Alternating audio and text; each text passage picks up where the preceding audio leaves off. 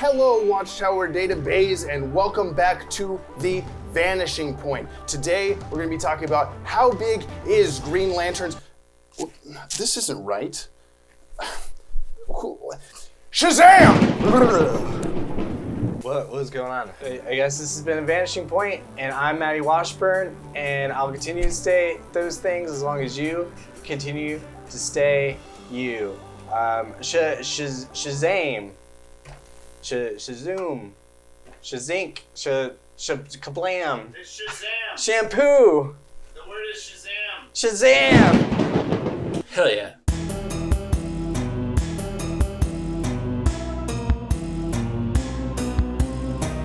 Because it's Thursday. Hello, Watchtower Database, and welcome back to The Vanishing Point. You know, we are just days away from Shazam opening up in theaters, and honestly, it is just crazy to me that we are getting both Marvel and DC's Captain Marvel so close to each other. To celebrate, I figured today we would kind of go over the DCAU's love affair with Billy Batson and kind of try to shine a light on just what exactly is up with his character. As most of you may already know, Captain Marvel only got one on-screen appearance throughout the entire DCAU in his Justice League Unlimited episode, Clash. But did you know that the Captain Marvel lore was built into this universe since almost the very beginning in Batman the Animated Series? Don't believe me? Well, how about Dan Riba? There's a character called the Chemist. I designed him initially because I always loved Captain Marvel. The idea, we were thinking about having him in a lab coat and kind of like a mad scientist kind of chemist kind of thing. And I thought of Dr. Sivana. Yeah. But I remember doing the initial rough for Dr. Sivana, and that kind of took... That's so cool. So you would sneak in other... I mean, this is obviously before you knew you were going to get to play around in the DC universe at large. So it's like, how can we sneak in these other characters? Exactly. That's right. Despite the Big Red Cheese not showing his face in this universe till 2005, one of his greatest foes has been creeping around since Batgirl Returns. In fact, this isn't the only time that someone from that corner of the DC universe has found their way into these shows. In Superman the Animated Series episode Obsession, we see a reporter that looks an awful lot like an older Billy Batson just hanging out in the background of a couple shots. And in Justice League Unlimited's Ancient History, Black Adam's ancient Egyptian counterpart, Teth Adam, even gets a name drop. As tribute, Teth Adam sends 100 of the finest stallions on Earth. And I bet you wouldn't be surprised to learn that with all of these Captain Marvel Easter eggs hiding around the DCAU, that he was actually supposed to appear much earlier than he ever did. In fact, he was supposed to be introduced all the way back in Superman the Animated Series in a story that ultimately got canned for Aquaman's debut in a fish story. According to Bruce Timm in Wizard number 92, the plan was to have Captain Marvel and Superman aboard the Justice League satellite having an arm wrestling match to pass the time. Paul Dini went on to explain in a 1998 interview with Comics Continuum that the story was really an excuse to do the Justice League for no good reason other than they're there, but it was ultimately passed over because it took DC too long to tell them which characters they could and couldn't use. Of course, that's not the only time that there were plans for Billy to have shown up. Initially, he was going to be the replacement for Superman in the episode Hereafter when the entire league thought that he died, but he ended up getting passed over and Lobo was used instead. And sometime back in the 90s, artist Alex Ross was working with Paul Dini for a pitch for a Captain Marvel show that they said was supposed to be sort of like a mix between the Bruce Timm style and the Powerpuff Girls. But with all of this talk of Billy's potential to have shown up in the DCAU before he actually did, it's got me thinking, how long has he had his powers and how did he get them? Now obviously the first place to look for clues would be in the Justice League Unlimited episode Clash. For those of you who haven't seen all of our videos, we've concluded before that that episode takes place in the year 2003 on the DCAU timeline, with the Justice League having formed about 3 years earlier in the year 2000. So when Billy says, "How does it feel? Like I've waited my whole life for this." it's simple enough to assume that Billy's not actually only 3 years old, especially with the fact that we see him show up at C.C. Binder Elementary School just moments later. You know, because a normal K through 6 elementary school, you're usually 5 to 12. So Billy must be somewhere between 5 to 12 years old, and looking at him, it seems as though he's probably on the higher half of that scale. Yet, he repeats the sentiment again towards the end of the episode. My whole life I've looked up to the League. You were my heroes, every one of you. But seeing as Batman and Jon Stewart were active as heroes as far back as the 80s, and Superman, Hawkgirl, and the Flash were all active in the mid to late 90s, we can assume that Billy has idolized them all separately before the League itself was ever actually formed. But what else can we get out of this episode? Well, Elongated Man tells us that... Oh, that's right. You were on a space mission when we recruited him. So rather than being with the team since initiation like all of the other heroes that we've seen up till this point, it seems as though Billy joined sometime after Superman's last appearance in the Doomsday Sanction. This makes Captain Marvel the only League member other than Long Shadow to have joined after the League's initial recruitment drive, with members like Speedy, Bloodwind, Triumph, and Black Condor being a little bit more ambiguous about when they joined the team. To me, this seems to indicate that despite the production crew's plans to have used Captain Marvel previously, in all actuality, he hasn't been a hero for all that long, or else why would he not have been among the other heroes that joined up just a year earlier? This seems to be confirmed in Justice League Unlimited number 20, a story that focuses on Billy's sister, Mary Marvel, who seems to indicate that Billy got his powers not too long ago. Of course, as is the case with a lot of this show's tie-in comic run, this one is not without its continuity issues. For instance, it's made clear that this story occurs after the episode Clash, and yet Huntress is still on the League despite having been kicked out the episode before Clash. Tonight was a test, and you failed. Pack your things, Huntress.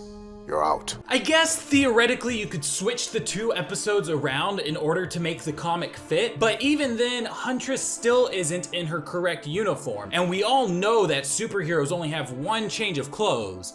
So it's still a little bit iffy. Really, the only other information that we get for Billy during this time comes off of his Justice League Unlimited action figure pack, which states, granted fantastic powers by the ancient wizard, young Billy Batson is transformed into the world's mightiest mortal when he shouts the magic words, Shazam! Admiring the heroes of the DCAU for most of his life, Billy is forced to reevaluate what it means to be a hero after Lex Luthor tricks him into fighting Superman. And honestly, this doesn't give us a lot more information to work off of. It basically recaps the events of the episode, but it does let us know that his origin with the wizard is still intact from the comics. The information doesn't stop there though. Remember when I said that the Marvel family lore was in the background of the DCAU since the very beginning? Well, despite not having made an on-screen appearance until Justice League Unlimited, the Marvel family was very much a part of Adventures in the DC Universe, which was a short-lived comic run that tied together the Batman animated series and Superman animated series,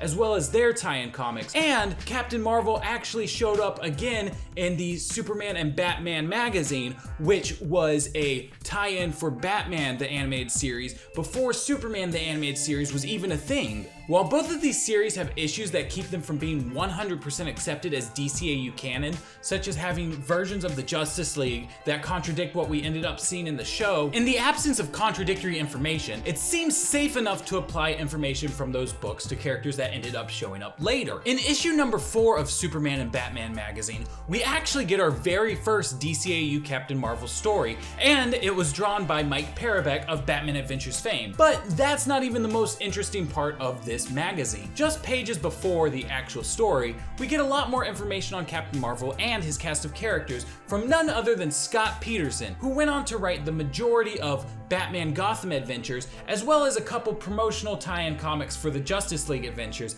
and was the editor for the majority of the DCAU Batman tie-ins. Captain Marvel, the world's mightiest mortal, one of the greatest heroes the Earth has ever known, and he's only 10 years old. Billy Batson was left behind when his parents went to Egypt on an archaeological expedition. His younger sister, Mary, went with them while he stayed with his uncle Eben. In Egypt, Cece and Marilyn Batson discovered the secret tomb of the wizard Shazam in the temple of the ancient Egyptian pharaoh Ramses II. While in the temple, their companion Theo Adams stole a scarab amulet they had found. When the Batsons discovered his theft, Adam killed them and kidnapped Mary. Meanwhile, Uncle Eben had kicked Billy out of the house in order to steal the money Billy's parents left for his care. Convinced that his parents had abandoned him, Billy had to sell newspapers to survive. One day, Billy was approached by a mysterious stranger who led him to a subway station where Billy was confronted by the spirit of the wizard Shazam. Needing Billy's help in his fight against evil, the wizard granted Billy amazing powers. All Billy had to do was speak the wizard's name,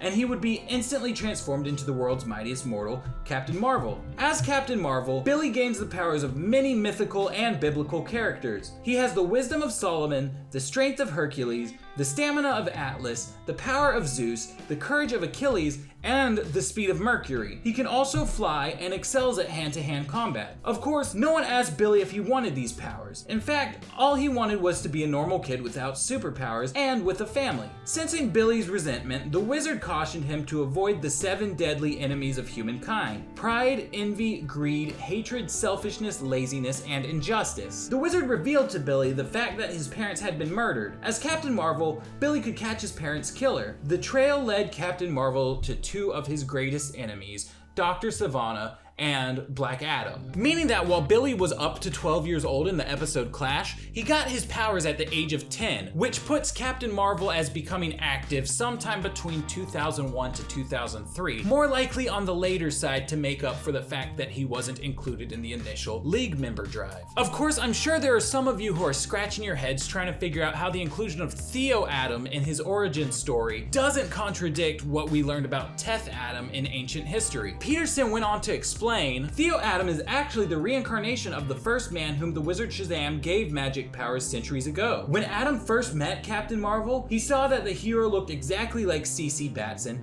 and guessed Captain Marvel's true identity. This revelation triggered memories from Adam's past life. With the help of his stolen amulet, Adam transformed into Captain Marvel's greatest enemy, Black Adam. Like Captain Marvel, Black Adam's powers come from the mythical gods. When Theo Adam uses his stolen scarab and speaks the word Shazam, he receives the stamina of Shu, the swiftness of Heru, the strength of Ammon, the wisdom of Zehuti, the power of Aton, and the courage of Mayhin, which works out surprisingly well with everything that we learned from the Azorbacron in ancient history, leading us to believe Carter Hall, Shayera, and Jon Stewart were all reincarnated from that time period as well. You and I are the reincarnation of lovers who died here thousands of years ago. So, now that you know everything about the DCAU's Captain Marvel, my question for you guys today is, how excited are you for the Shazam movie? We're only a couple days away, and honestly, this is the first time I have been excited for a DCEU movie since the train wreck that was Batman vs Superman. Aquaman had me kind of interested, but not enough to go see it in theaters, whereas with Shazam, I feel like I need to be there as soon as I can. In fact, in preparation for the movie, when James and Ted came to town, we all sat down and watched Superman Shazam: The Return of Black Adam, which is about maybe 20 minutes or so long and has George Newbern and Jerry O'Connell reprising their roles as Superman and Shazam from Justice League Unlimited, as well as Bruce Timm and Alan Burnett working on the project. It really feels like a lost episode of the DCAU and was just tons of fun to watch and has me just more pumped for the Shazam movie. So once again, I just want to hear what you guys are thinking about it down under in the Australia box. Leave the comments and stuff down there. You know the Australia box by now. You've been here for a while. Of course, before I go, I want to thank all of these lovely people for supporting us this month on Patreon. If you don't see your name on the list and you want it to be there next time, go ahead and head over to patreon.com/DCAU Watchtower and we can get it on there for a pledge of as low as $1 a month. While you're over there, you can check out some of the other perks we offer, like polls to vote for the topics for upcoming videos, live stream hangouts with James, Ted, and myself, custom artwork, merch, and more. Speaking of merch though, if you want a t-shirt but don't want to sign up to be a monthly patron, you can actually get those over at our store on Teespring, which we'll leave a link to down in the description box. I know last time that I recorded, I said that I was gonna have my new Vanishing Point shirt soon, but the tracking is saying that it's gonna come here the day before this video goes up, and I can't wait that long to record. If you want to see what they look like on a real human being, you can check out some of Ted's graphic content videos where he wears the 12th Level Intellects one and the Legacies one. As always, I've been Maddie Washburn, this has been The Vanishing Point, and we'll continue to stay those things so long as you continue to stay you. Love you guys, I'll see you in... Say my name so my powers may flow through you. I've said it like 5 times in this video and nothing happened. I don't... Say it! Okay. Shazam! Don't forget to like, comment, subscribe. Meow? Shazam! Shark Week! My girlfriend Sissy is home now. My girlfriend Sissy is here. She will be in the video.